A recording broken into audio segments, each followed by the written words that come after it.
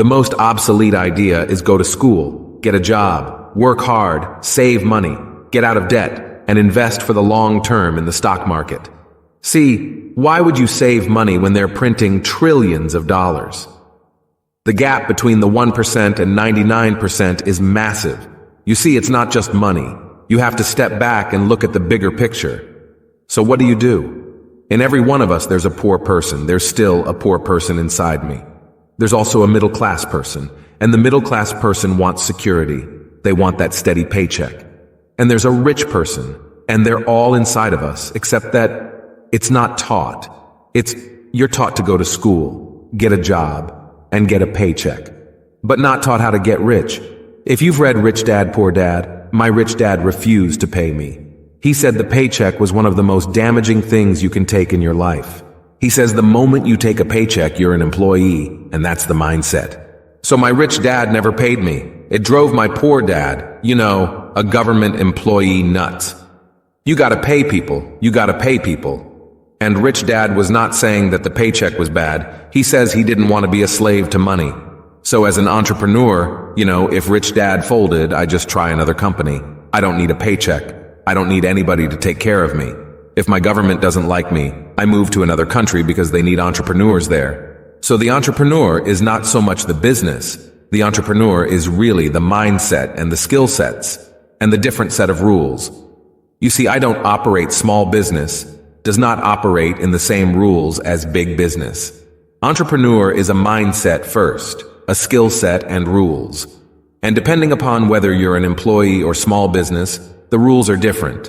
The mindsets are different. The skill sets are different. So Mr. Kiyosaki, if you could say one thing to somebody who's never been an entrepreneur and they're thinking about making the leap of faith into becoming an entrepreneur, what could you tell them? Well, I'll just tell them the same thing that happened to me. My last paycheck, I still remember it clearly. It was one of the worst and the best days of my life, and I was in Puerto Rico. I was working for Xerox, and my boss gave me my last. It wasn't a paycheck, it was a bonus check. I think it was about $30,000 taxable. That's the only problem with that. So I get this check and I went, holy mackerel. So I was excited, but I was also disturbed. And so this other guy comes up to me. His name was John, and John says to me this, "You're going to be back." I said, "Why?" He says, "Because you're going to fail." I looked at him and I said, "Look, few expletive words, because that's what he did. He left Xerox, failed, and he came back. I said, look, you fail and you came back, but I'm going to fail and I'm never coming back." And that's the attitude. Do you know what I mean? Yeah, if you say, well, if I fail, I'll go back to mommy and daddy, then that's what you'll do. So if you fail, that's when I became an entrepreneur, because I had no money. I had no money for years. Yeah, I didn't have a paycheck, but that's what my rich dad encouraged me to do. He says, when you don't have this paycheck, you get hungrier, smarter, and it's a test of your character. Will you become a crook? Will you become dishonest? Will you cheat and steal? Or will you become a better human being? So really, that's the benefit of becoming an entrepreneur. You really find out who you are when you don't have anything. So you always have to look at the big picture. Too many people look at, well, what's going to happen to me? When you look at the big picture, you're also going to know that when something bad happens, something good is going to happen. But you got to prepare for whatever is coming. If you think the next 20 years will be like the last 20 years, you're going to get creamed. When you and I go to the supermarket and we buy a carton of milk, we always check for the expiration date. But most people do not check for the expiration date on their brains. Instead of getting out of debt, I get into debt. I just refinanced $300 million in debt. I went from 5% to 2.5% interest. I made a fortune. Every month, more money comes in, because my cost of money has gone down. So while some financial experts are saying get out of debt, I'm saying learn how to use debt. See, when I came back from serving in Vietnam in January of '73, and the first thing my rich dad said to me was, go to school to learn how to invest in real estate. It wasn't real estate. It was how to use debt and taxes. Debt and taxes make the rich richer. Debt and taxes make the poor and middle class poorer. So all the rich guys who are doctors and lawyers, or, those guys, they're getting creamed, and they don't know why. Do you mean doctors are getting creamed? "Oh yeah, they're making more money, but the take home is less. You know, my doctor just yelled at me. He's happy, he says. Oh, guess what? I finally made $1 million. And I said, yeah, this is just 3 weeks ago. And so I said, yeah, well, how much you pay in tax? He says, $750,000 in taxes. So his net was about $400,000. That's not bad, but when I make $1 million, I keep $1 million. And the reason is because I don't make it by working for money.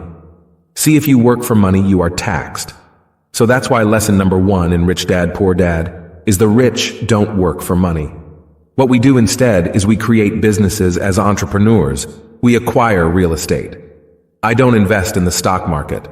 So the reason is because as entrepreneurs, I have more control over my income, how much I make and how much I pay in taxes.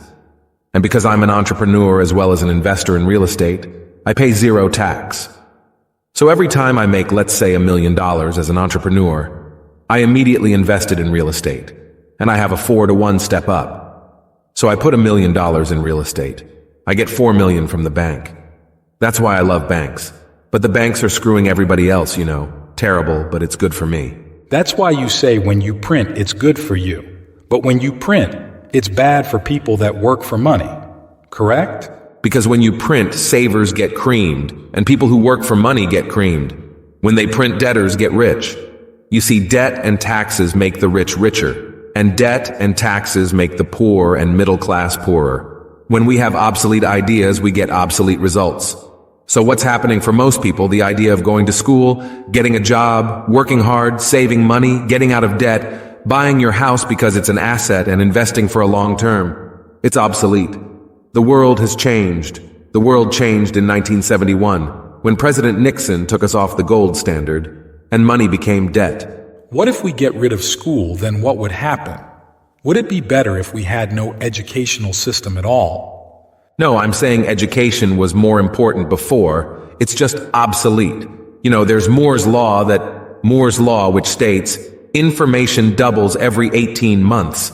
In other words, everything is obsolete, 18 months. So, and this is a recent phenomenon. So when you come out of school, you're already obsolete. And that's why I'm the old guy. You know, I meet my friends. I went to Harvard. Yeah, I went to Harvard. I said, yeah, that was how long, 50 years ago? Today, the banks are charging you interest to save money.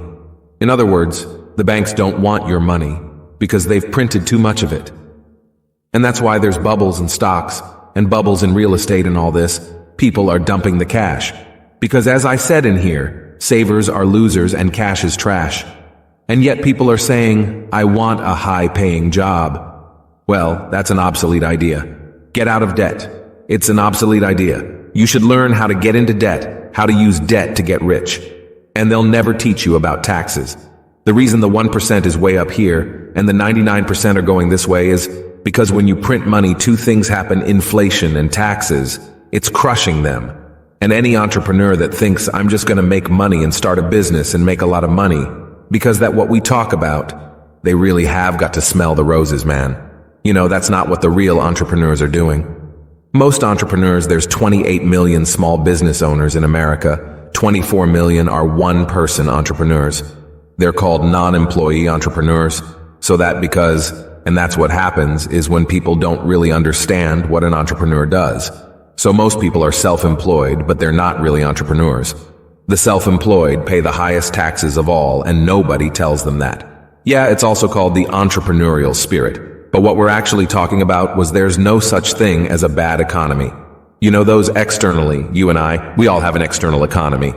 But we also have an internal economy, and the willpower is to change our internal economy. So for me, I can see the good. I can see the bad. I don't really give a damn, because I'm going to be rich anyway. But a poor person with a poor personal economy, all they're going to see is a bad economy. Because they don't know how to make money in any economy. And a middle-class person, they have a middle-class economy. You know what they want is a nice house, a steady paycheck, and the job and the car. And so when you take their job away to them, that's disaster. Well, since an entrepreneur doesn't have a job anyway, it's no big deal. So all I'm saying to people is what Bucky Fuller taught me. There's always 2 sides, you know what I mean? You know, to use plural at minimum 2. So if you think the economy is bad, it's because your economy is bad. If you think that's steady, you know, employment is important, then you'll see an economy without jobs. Your economy versus the external economy. Where you control versus where you can't control. I can control, yes, it's called an internal focus versus an external focus. So the real entrepreneur has an internal focus, but if they fall down, they say, oh, this is good because I'm going to go up higher. You know, the average person will fall down and say, oh, I'm going to take some Prozac, or somebody has the mistakes. All the mistakes don't matter well. Mistakes matter. It means you didn't know something. But a real entrepreneur, whether they fall down or they always can go up. They can stand back up and go higher. That no matter what happens to them, they got stronger and better and smarter and happier. But a person with a weak internal mindset is that they're so afraid of what happens, it generally happens. Like, people who are afraid of losing their jobs, they generally lose their jobs. You know what I mean? Yeah, no doubt. So everything comes through you. Yeah, so the entrepreneur first job is control inside here, not outside there. The moment you take that paycheck, you're an employee. You've got to be stronger than that. It's about inside control.